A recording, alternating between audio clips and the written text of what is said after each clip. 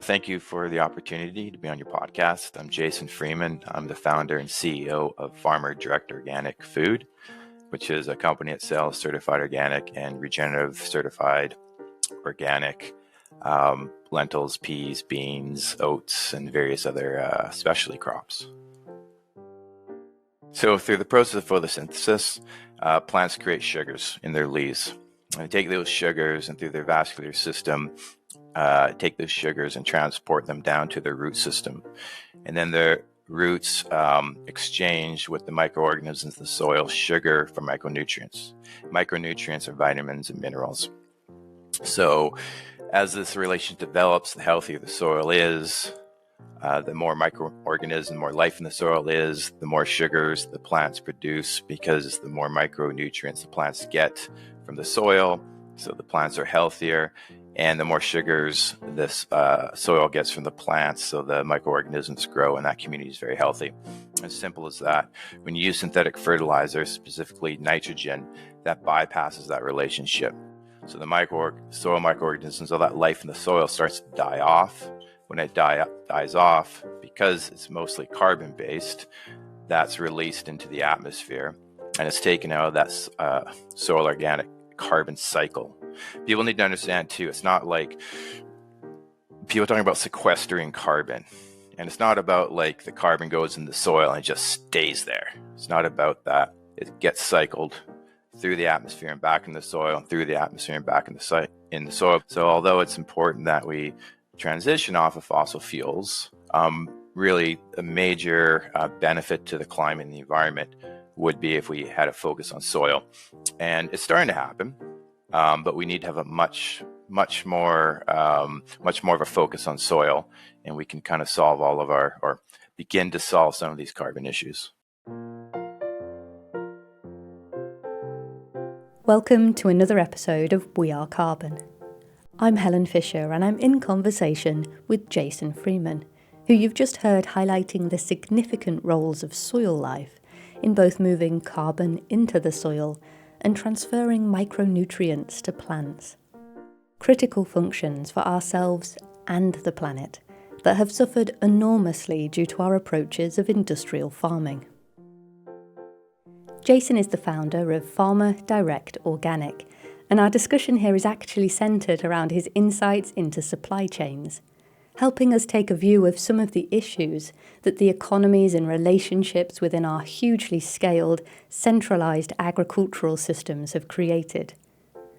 Alongside, we shift to the considerations and approaches that his own business has explored in order to seek more transparent, fairer and healthier connections between organic, regenerative growers and consumers who are looking for the very best.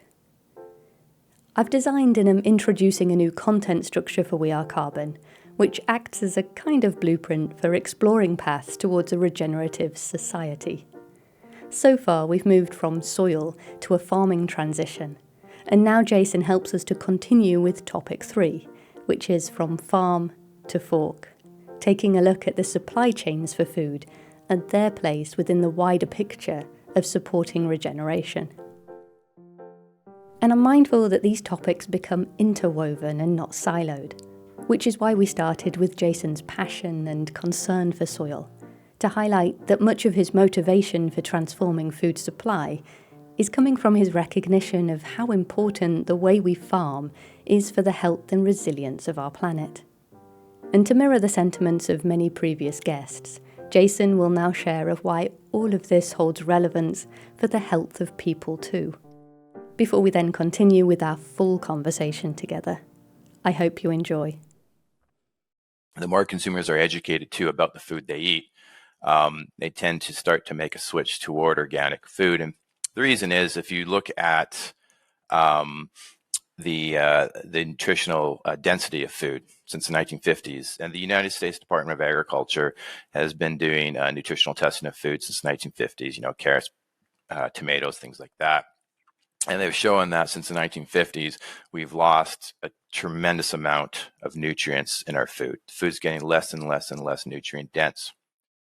When people start to realize that, and especially as they get older, or if they have children, they start to kind of think about these things and decide that, I'm going to make the switch to organic food, or I'm going to make the switch to some organic food. Not using the synthetic fertilizers creates that relationship, creates more life, creates more micronutrients in the plants, and therefore more micronutrients, vitamins, and minerals in the food that we eat.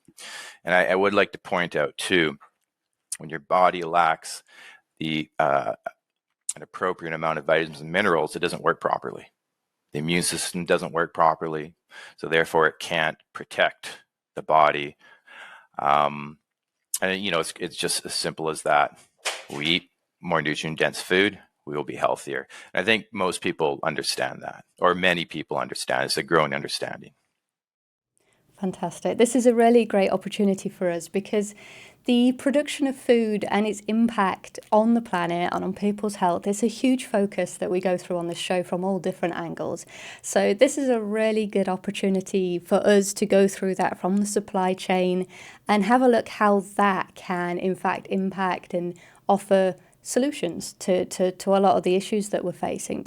That sort of point there you're making with the nutrition is huge, because that information that's being developed, that's being researched, that's really coming to the forefront of the science now, that ties the consumer with something that really punches. Like the idea that this is your multivitamin there in your carrot, or you could buy an inorganic carrot and have to go and spend more on the multivitamin anyway, because you're just not getting the nutrition that your body needs with the standard fruit and veg off the shelf today. And that's a massive motivation. I think that's wonderful. The relationship then that can be built back up, this organic life, the soil life, the whole ecosystem that goes into feeding the plants successfully, and that side by side sequesters, brings down the carbon, and it all kind of cycles round. Like you say, we shouldn't focus too much on what's being stored, but that it's actually in motion and then it's rebuilding and that the nutrients are being moved. But all of this sounds really like the underlying fact is that organic and regenerative agriculture are being quite globally accepted in many circles as a wonderful solution to both health problems for people and health problems for the planet. And if that's the case, then I think what we should do is have a slight switch of focus, stay on the negative, stay on what are the problems we're dealing with, but look at a little bit more about the sort of economies of agriculture. And I'd really like to sort of rack your brains a little bit about in what ways do you feel that subsidies and the structure around agriculture built into the economy is actually potentially a barrier for farmers to transition? Oh yeah, it's a horrendous situation, and really led by the U.S. and Western European countries who are subsidizing conventional agriculture since World War II, and in the U.S. especially, they're subsidizing the major commodity crops, so corn and soy. And it's a complicated subject. It's not too difficult to understand, though, in the sense that, okay, so we have these large multinational corporations. You can use Cargill as an example. Cargill trades a tremendous amount of corn around the world. This corn is subsidized. So what does that mean? What it means is that U.S. farmers are incentivized through these subsidies to keep growing corn, even though the market won't pay them their cost of production. So they're growing corn for below the cost of production. So then Cargill buys their corn for below the cost of production, and then the farmer gets a subsidy, a top up, so that with the subsidy, the growing of corn is profitable or somewhat profitable. It really favors massive farms. And this actually goes back to 1970s with U.S. Secretary of Agriculture, a man named Earl Butz, who famously said, "Yeah, go big or go home." Basically told farmers industrialize or get out of the game. And so, what does this do? So Cargill goes around the world with the subsidized corn, sell it into, say, for example, African countries, but they sell this corn into African countries for below the cost of production because it's subsidized. Meanwhile, the agricultural base in these African countries gets diluted because they can't compete against the subsidized corn. So these countries lose their capacity to grow their own food. The farmers lose the capacity to own their land. They get kicked off the land because they can't afford it because they're not making enough from their crops. All sorts of horrible, nasty things too. For example, along with this policy of corn subsidization, the U.S. government go into countries to say, hey, forget about the millet, maybe these ecologically friendly crops that your farmers were growing, or say traditional crops, get rid of all that stuff. We're going to invest all this money into corn processing infrastructure. So not only does the U.S. government go in, or the multinational corporations go in with their subsidized corn, they have the help of the U.S. government to build all that corn processing infrastructure, which again pushes the local crops, the heritage crops from the area out of production because it's simply just cheaper. And when you have societies that are poor, they don't have much money, then they have to, they buy the cheapest food they can to feed their family. And this is all very commoditized, industrialized, nutrient deplete food. So it just creates this whole cavalcade of negative effects. And I say regenerative organic agriculture produces a cavalcade of positive effects. So all the way from the soil to the farmer's economic viability to the health of the country that the farmer's farming in and his community. It's a really messed up situation. And if one thing could happen to reform agriculture in the world and get us on a better track, it would be if the U.S. Got rid of their subsidies. It's so entrenched, though, and so political. I don't know how that's going to happen. So, but, how anything happens, it has to be larger social movements. There has to be consumers that stand up. There has to be politicians that are fearful of losing their seat in the Congress or the Senate or whatnot. So when's that going to happen? I don't know. There's been a lot of talk about subsidies, but it's still very on the fringe. The subsidies seem to be, entrenched right now. Another thing too is like people just have to, once they know what they're eating, they may not stop eating this garbage. So if they stop eating this garbage, stop eating all the subsidized corn, which shows up in all sorts of products, right? If you go to the center aisles of the store, it's wheat, corn, soy, canola, very few crops. You may have 100 different types of cereals with all beautiful different colors and sugars and whatnot. But it's still the same garbage. It's wheat, corn, and soy. And the corn and soy, the way they grow it is essentially animal feed. You're feeding it to humans on a mass scale too.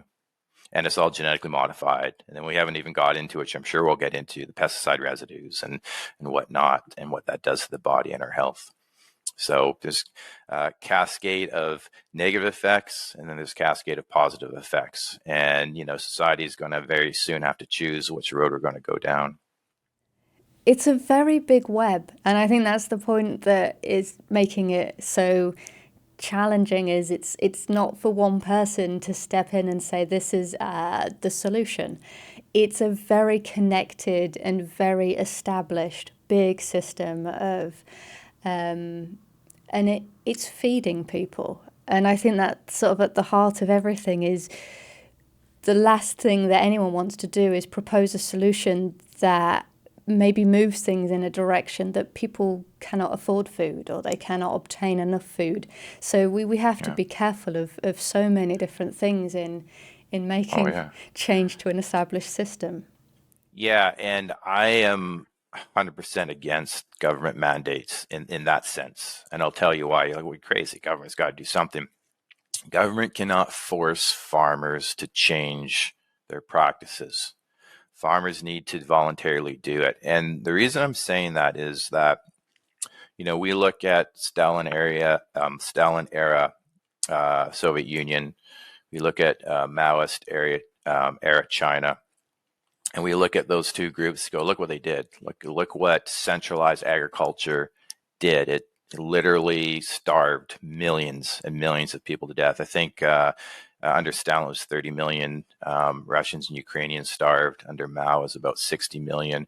Chinese starved. So we kind of have this smug perspective in the West that, well, we're just great. Our system of agriculture is feeding all these people. But make no mistake about it, it's a centralized system.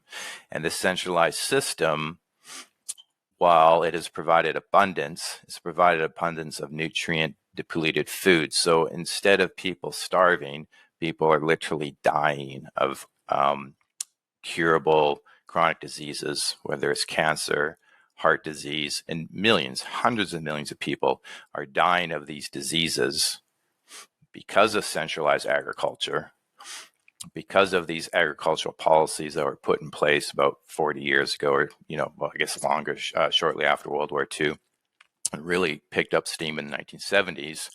The rates of chronic disease have skyrocketed. So people didn't starve, but millions of people died of these preventable chronic diseases, a big part because of the food we're eating. Problem is, if the government goes in and says, well, look, this is a crazy situation. We can't do this anymore. Okay, farmers, you got to start farming this way. Well, then we're going to have the same issue as maybe they had in Stalinist Russia or Maoist China, where people do starve because the government's forcing farmers to change too rapidly. They don't know how to do the transition well. The yields plummet, things like that, right? So it really has to be a social cultural movement where farmers start to voluntarily change because they see their neighbor did. They ask their neighbor, well, how did you do this or do that? There needs to be a lot more collaboration between farmers. And we've seen this in the organic community. And when that happens, you have a successful transition. You have farmers that made the decision, and it's scary, right? Because like you're a farmer, and you inherited the farm from your parents. Let's say they farmed with chemicals. You're farming with chemicals. You got the universities, you got the chemical companies telling you what to do or helping you out with advice. You have all this massive infrastructure, and for a farmer to say, you know what, I'm turning my back on that, I'm rejecting that, and I'm going to go in a different direction, it's scary. But the ones that do it, make the decision, talk with their neighbors, educate themselves, they have a lot of success. So I was just on a conference call, for example, yesterday, and someone was giving a presentation just about the economics of organic agriculture. And organic farmers in the Midwest and Great Plains in the U.S., they net double income per acre than conventional farmers. It was 2.5 times more income from like net income, right? Like after all your costs and everything, it was 2.5 times more than conventional farmers made per acre. So that's proofs in the pudding. That is success, and that's where I'd like to see farmers able to go. So yeah, it has to be a change, one farmer at a time, but a cultural change. And then there'll be a lot of momentum, and we'll see that change really, I think, take over agriculture. I can't see how in 50 years' time we're still farming with chemicals like we are now. The soil's just getting trashed. The food has no nutrients in it. People are getting sick. You have these subsidies that we talked about, the dumping of cheap corn into countries around the world, affecting their ability to produce their own food. So at a certain point in time, people are going to realize that, no, this is wrong. We need to change. And what we're seeing right now with organic and regenerative agriculture is the seed of that. In the United States, about 6% of 5% of the land base is organic. But that's 5% more than it was 20 years ago. Or 30 years ago. So it's happening. And what farmers really need is consumers to educate themselves about these subjects and really embrace organic agriculture. And, when you're looking at organic and conventional food, you're not comparing apples to apples. You're comparing apples to oranges, or I say apples to rocks. Okay. You're paying for an apple when you buy something organic because it actually has nutrients into it. It's not the same thing as that rock you're buying that looks like an apple, but it doesn't really have much nutrients in it. So it's completely two different things. And like you said, Okay, so you're buying the cheaper food. You don't want to spend money on organic food, but then you're taking the vitamins and the supplements, and then you're also maybe getting sick and missing time off work. And then you have to go to the doctor's appointment. You got to take your kid to the doctor's appointment. Your spouse has to go to the doctor's appointment. It's like, so how much does that actually cost? If people really looked at their time and money by being sick, how much does that cost? And just me, myself personally, I don't know the last time I caught a cold. I literally can't remember the last time I caught a cold. And it's because, if you eat nutrient dense foods, your body just is stronger, and, food's not the only thing. Movement's very important. We have sedentary lifestyles, so people are getting sick because they sit too much also, right? So, food, movement, and positive relationships. And that's really the key to health, as at least I see it. It's incredibly powerful stuff, anything where people have tried regenerative agriculture and it's actually been witnessed, the transformation on the land. And then, as you've just described, the transformation to your body. If you can actually notice a difference to your physical health, there's less suffering, there's less ailments. That sort of speaks for itself. And I think that you're absolutely right. You have described to us some very enormous, challenging to get your head around problems. But also you've touched on what feels like a very, very hopeful solution, in that we have the knowledge, people are regenerating, people are producing food that is restoring lands, has got a higher nutrient output. It is possible. And really, I suppose that the answer then lies in the farmers being inspired and motivated and also supported by educated consumers. And this all kind of ties in together to really that bottom-up picture, rather than having a centralized system, having change come from the powers above us all. We kind of are the change, if we can keep collaborating and keep communicating. Yeah, I totally agree with you. It has to be from the grassroots, the ground up. Every individual needs to really think about this and think about what they need to do to improve their own health and their own life. And by that simple act of doing that, you improve the world. And actually, it's not a simple act. There's a lot of thought that needs to go into it, right? Absolutely, absolutely. It's on the one hand, there's something beautifully simple about it, but yeah, that any change, particularly to our habits and our routines, it's much more challenging to do it than to say it.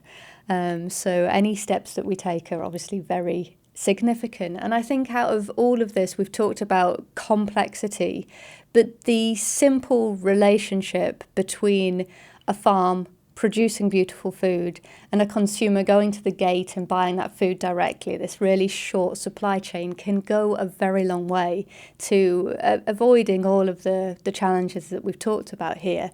But it isn't practical, particularly for people producing grains. You could do that for your veg boxes, but your grain producers aren't going to have people come and buy it in the same way. So I think what you've created through Farmer Direct Organic, it takes that concept of the relationship between the consumer and the farmer, building that closer together, but on a scale that actually works across the board for all the products that we eat, the grains and everything as well. I would love if you could help us to understand your journey with this business, the model of the business, and how it's redefining the relationships between the consumers, the producers, and the retailers and the distributors in between. Yes, this is really interesting. It started all the way back, if I go way back, 1994, 95, in Vancouver, Canada. I had a very good friend of mine that got arrested for blockading a logging road. It's an interesting story. It's a place called the Ilaho Valley, about 3 hours north of Vancouver. This absolutely beautiful old growth watershed. It's like if people have pictures of Canada, especially British Columbia, and you see these just amazing rivers and trees and whatnot. So The good news is she spent time in jail, but they actually they won. And what the winning was the activists and the indigenous population there, forestry company, and the government got together and decided to save that watershed. And instead of clear cutting it, doing selective logging, um, with the permission of the local indigenous group there. So that was good. But while this was going on, a friend of mine said to me that, and most of the forestry in British Columbia, a lot of it is pulp and paper. And so a friend of mine said, you can make paper out of hemp. I'm like, oh, wow. So I just went down that rabbit hole. I figured out that I didn't have the $150 million to build a hemp pulp and paper mill. There's technological issues, this and that. But what I did come across was a bunch of organic farmers and a group that was lobbying the federal government to legalize industrial hemp in Canada. I became part of that group. We put on trade shows and had a trade journal focusing on industrial hemp. We separated the issues between cannabis and industrial hemp, so we are only about industrial hemp, not cannabis. After 2 years of that, the government in Canada said, hey, there's actually a hemp industry here, so we'll legalize industrial hemp in 1998. So that's when I started my food journey, like my food journey in business. About 1995, I became an organic consumer to fix some health issues that I had. So I started eating organic food. So in 1998, government legalizes it. Some of the farmers that were part of that whole movement, I contracted them to grow some organic hemp seed for me. So they grew organic hemp seed. In 1999, I launched an organic hemp seed food brand. And I moved to Saskatchewan in May of 2000. I sold that brand in 2001. But three of the farmers that we had purchased organic hemp seed from said that, we grow lentils, wheat, beans, things like that. Can you market our other crops for us? And I said to them, if you form a cooperative, I'll manage your sales, marketing, and logistics for you. And so they formed cooperative, Farmer Direct Cooperative, and that was formed in 2002. And so when we formed it, I realized that there wasn't much transparency for farmers about pricing. So there'd be all these meetings across the prairies, the local organic chapters. So organic farmers, not all of them, but a lot of them are formed in chapters across the various regions on the prairies. They have meetings. They invite buyers to these meetings. And out of these meetings, none of the buyers would share their pricing. So we started sharing pricing and saying, okay, this is what the pricing we're offering. So price transparency to the farmers. What started happening is that forced all the other companies to start sharing prices, because we are the only ones sharing prices. And the farmer's like, well, what's your price? Company X, company Y, company Z. And so it started a tradition of those companies starting to share pricing with farmers. So that was the first step, right? Price transparency. What we were trying to get around with that is that I don't think really good farmers should be penalized because they're not good marketers. So that's, it's kind of, I'm going to say that again so it kind of sinks in. We don't think good farmers should be penalized because they're bad marketers. Okay, like what do we want our farmers to do? We want them to be the best at growing nutrient-dense food. Don't necessarily want them to have to be the greatest marketers in the world and make sure they're getting a good market price and they're not getting ripped off and stuff like that. So through the price transparency, the really good farmers weren't leaving any money off the table because they knew what all the companies were charging, right, or were paying them. So so that was 2002. We were running the co-op until about 2007, 2008, 2009 when the financial crisis hit. I'm assuming it happened in the UK. I'm not too sure, but we had this huge mortgage crash in mostly the US, and it affected Canada. And so the commodity markets just overnight just crashed. So prices crashed, demand just was erased. And so we looked at, and the co-op was in a lot of trouble, put us into a bunch of debt because of that. And so we figured out, we decided that, well, what are we going to do? We need to find higher margin markets that are more stable. So we decided to come up with a Farmer Direct Organic brand. And so when we came up with the Farmer Direct Organic brand in 2011, we're like, okay, well, what's our attributes? Like, what are we doing here? What's our consumer facing message? So our consumer facing message was, or 100% organic, because by that time, there's a lot of the companies were doing things like, we have an organic SKU here, but we have a natural SKU over here. And natural doesn't mean anything. So what it really was companies purchasing conventional food, because of course it's a lot cheaper than organic grain, putting it in bags and saying, hey, it's natural. Didn't mean anything. It was still grown with the same synthetic fertilizers and herbicides and pesticides. And so as an organic consumer, it kind of offended me. And that's why I should mention too, when Farmer Direct was formed, it was formed as a relationship between an organic consumer and organic family farm. So like right there, that relationship was forefront, and it affected how the co-op marketed themselves and conducted business. And so I said to the farmers that, okay, we have to go out strong, we have to be consumer facing, we have to be 100% organic. We're not going to dilute our brand, and it's 100% farmer owned. So that's really strong too. And then a third thing that we did, because as an organic consumer, I was always kind of a little concerned about this. I was like, okay, our food's organic, but is it fair? And why isn't it fair? And by that time, there's a lot of organic fair trade products coming up from the global south, bananas, coffees, whatnot. And I'm like, well, if you have fair trade and organic bananas, why can't we have organic and fair trade lentils? So we went out and we found a really good group called the Agricultural Justice Project. And the Agricultural Justice Project had created a domestic, so a North American-based, Canada and the U.S. Standard for fairness in agriculture. Is a really strong standard. And one of the reasons is a really strong standard because the Agricultural Justice Project was founded and controlled by farmers and farm workers. Okay, as opposed to some of these other fair trade organizations, which are more corporate, or there's limited farmer and farm worker representations on their board. It's more about kind of making fair trade ingredients affordable for corporations. So that's a whole other podcast.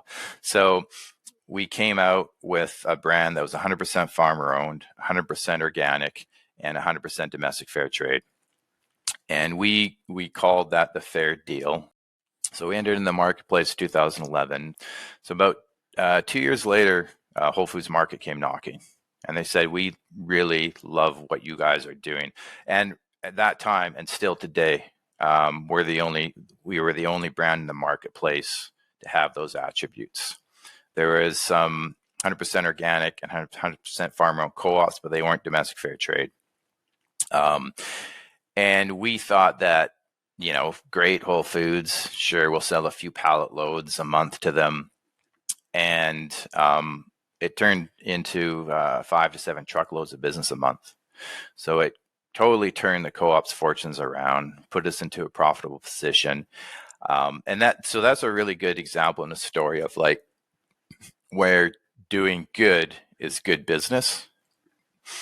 And I should go back a little bit in that story and say that, around 2011, when we decided to do this, we had no money. The co-op was broke, about $1 million in debt. We had no money to develop packaging. We had no money to develop, brand new products or whatnot that consumers would gravitate towards. But we figured that, well, what can we do? Well, we can take, our truckloads of lentils and we can break them down into 25-pound bags, palletize them, and then sell them to retailers for their bulk bins. And so that really took off. Then Whole Foods Market went through 5 to 7 truckloads a month of 25-pound bags for their bulk bins. So, so that's, I don't know if I answered your question, but that's essentially the story of like how Farmer Direct got started. Thank you. I think it's a fantastic sense here of the need for this kind of... I'm reluctant to call you a middleman because it has so many negative associations, but you're kind of an advocate for the farmer, and you are providing them with what are essentially tasks that are so integral to the success of their business that they simply don't have the time to do on their own. Yeah. So you're representing them with the like you've done the marketing, you're building the connections, you're identifying what the customer wants and what really matters to people with these various standards that you're highlighting. But you're also getting them through a financial crisis and all of these things. I think it just goes to show the pressure that can be on a farmer's shoulders. It really isn't easy. It's not just a case of grow and sell and thrive. There's all of this packaged into it. So I think that what you've sort of shown in your story there is the role that really didn't exist prior to this, that advocates as well as connects to the consumer that really wants those organic products, that really wants the best. And I think also what was interesting is the solution that really worked with the whole food stores. It was kind of almost an accident that you have created the no packaging, the bulk bags, because of a funding shortage. And I think that's lovely, because sometimes that is exactly the way we stumble across good ideas. And so that relationship then, would you say that the difference in what you're offering to the farmer is a more direct route to selling, essentially, in those bigger stores? Yeah, essentially, and I was selling for them. So, I did something which wasn't prudent, I'd say, and that was, I started an organization that I had no ownership stake in. It was 100% farmer owned. So all that profit and all the decision making, was with the farmers and their board. The problem with that was that, if there's no problem with that, if it's developed, again, I'm a consumer, so I came in from the outside to work with the farmers. And because I didn't have any ownership stake, by 2016, the farmers wanted to go, well, half the farmers wanted to go in a different direction. I should set this up a bit more. Okay, so, and what you're saying too about grain is absolutely correct. These farms are large in relation to, say, farms in England that have livestock, vegetables, that can have a way more direct relationship with the consumer. We're selling grain to Sarasota, Florida. Our farmers are in, Kamsack, Saskatchewan. And so, you're growing grain on large acres. You can't really sell to individual consumers. It doesn't work. It's not enough volume to to make it worth it. So, so I started the organization. It was 100% farmer owned, so it was theirs. We were doing really well with Whole Foods Market. The farmers were pressuring me to sell more commodity sales, full truckloads to food manufacturers, rail cars of wheat to millers. And I said to them that, we can do that. We can take the profits from the retail and we can put into infrastructure so that we can say, collect various lots of wheat, blend them to specific standard, and then move them to the flour mill. We didn't have any of that infrastructure, but the farmers still kept pushing. And I was like, it's just not realistic, you guys. We can't do this. Let's focus on where we're making money. So in 2016, co-op was doing great. We had money in the bank, but me and the board, we had different philosophies of where the co-op should go. Again, I had no ownership stake. So I created something which had no ownership stake in. So that's, it's a whole different kind of story or situation, which is kind of interesting.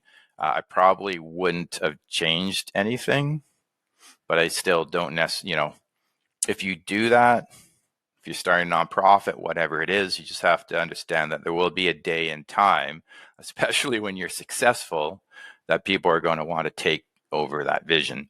And if you have no ownership in it, well, you just have to let them, because it just is what it is. So in 2016, I left the co-op. They hired a general manager from the conventional industry that moved a lot of commodities. Problem was, he didn't understand organic.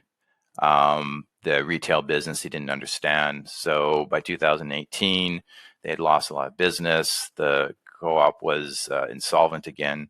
So they came to me and they asked me if I'd purchase back the brand, but still buy their grain from them. And that's when Farmer Direct Organic Foods was formed. So in 2018, I bought the brand back from the farmers. And so this time, though, we're like, okay, well, it's not farmer owned anymore. So what's our consumer facing attributes? Like, who are we? And so at that time, being about 15 years since the concept of traceability got introduced into food, it was all their age. People were like, yeah, traceability. Problem was, when the companies really looked into it and looked into their industrial supply chains, or for example, like say rolled oats, oatmeal, they bring the oats into the plant, they put all the oats from all the farms in one big bin, and then they start processing it. Well, you can't have traceability if you do that. So they realized that traceability is a great concept, but in practice, it doesn't work. So I was like, with our supply chains, we can do that. We can do traceability back to the family farm. So we introduced Farmer Direct Organic Foods with consumer-facing attributes of we're 100% organic, 100% traceable back to the family farm. And then the third one is pesticide testing. So we also test all our food for pesticide residues to make sure they're actually organic. And why are we doing this? Okay, so the reason we're doing this because since 2002 up until now, there's been an incredible amount of organic fraud. I think for organic consumers that are educated about this, they're seeing that. And in North America, a lot of it was because just lax enforcement by the USDA. They since started to change the rules, which is really great, which will make fraud a lot harder. But in the meantime, as a company, we felt we had an obligation to really assure organic integrity of the products that our consumers are eating. And so what does that mean? Does that mean that all the food is zero pesticide residues? No, that's not what it means. It means that all the food has under, if they have pesticide residue, that pesticide residue is under a certain parts per billion. And we know when it's direct application versus drift from their neighbor. And this is another thing too for organic consumers to understand, I'd say even embrace, is that organic farmers are farming next to these large conventional farms that are spraying chemicals and whatnot, and there's literally nothing that they can do, okay, other than talk to their neighbors, tell them that they're organic, ask their neighbors not to spray on windy days. There's certain pesticide residue mitigation techniques they can use or strategies. But the bottom line is it's pretty obvious when a food is marketed as organic, but it's not organic, and that's based on the pesticide residue levels. If the level's too high, it's conventional food. If you have a little bit of residue in it, then it's conventional. Most of the grain that we bring in from our farmers doesn't test at all for residue, so that's great. And people really need to understand too that it's everywhere. Okay, they did a number of studies, for example, about Roundup, glyphosate. It's in everyone's urine, or almost everyone's urine. It's in the breast milk of mothers. Right? They did a study in Quebec, looked at pesticide residues in breast milk. It's like 95% of the people had pesticide residues in their breast milk. If that doesn't scare you, it should. And I think that's part of the transition away from the chemicals, is when people really start to realize how much these chemicals are pervasive in the environment and in our bodies. And there's few strategies to get rid of that. And one is to, eat an organic diet. But the other is to move away from agricultural chemicals and, move away from them and start farming regenerative organic systems. So we launched in 2018, and again, the marketplace was very receptive to that. They're like, this is great, and I think we're the only brand that has those attributes. And since then, we've added a few more things. We're a plastic neutral certified by Repurpose Global. Is again cascade of positive effects when people make these changes and really commit to organics, and what I feel is doing the right thing. Yeah, there's so much that you've highlighted within that. And overall, the feeling of the amount of thought that has to go into supply chains. We can't, as a consumer, see everything, every Yeah. step that goes in. So that level of transparency is so admirable and so desirable for us to know that actually we aren't causing harm with the choices that we make. It's a big thing. I think also going back to the chemicals in the food, the very significant impact on human health. The detriment to human health from those chemicals is alarming and hugely motivating. So that can in fact be a good thing. But I think the challenge of all of this is from the purchaser's point of view, there's such fatigue. There's such a difficulty in all of the greenwashing that we come across. And to add to that, this idea of organic fraud, that we can't simply trust the labels on the shelf. I think it's another layer of consideration. It opens another door. It's wonderful that you're taking steps to support that and to provide a solution within that. What do you think the future for organic farming looks like in terms of building these connections and the relationship with the consumer? I think consumers are getting more and more frustrated um, with these labels that mean nothing. So they're going to gravitate towards companies that have transparency. So I think we're going to see more and more transparency in the industry. Again, though, consumers need to be vigilant. I like to give the example of natural food. Consumers just assumed that, natural food was better.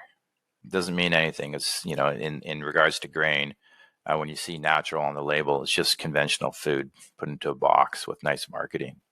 So you have to be a bit vigilant, have to educate yourself, actually read up about things, support companies that are doing things like ours, like Traceability. And I think in countries like England, for example, you just have an amazing opportunity to um, build your organic farm base because it's so close to major population centers that your climate in England with amazing grasses, very mild. You could have a full rotational grazing system just on grass. You don't need to feed your cattle grain.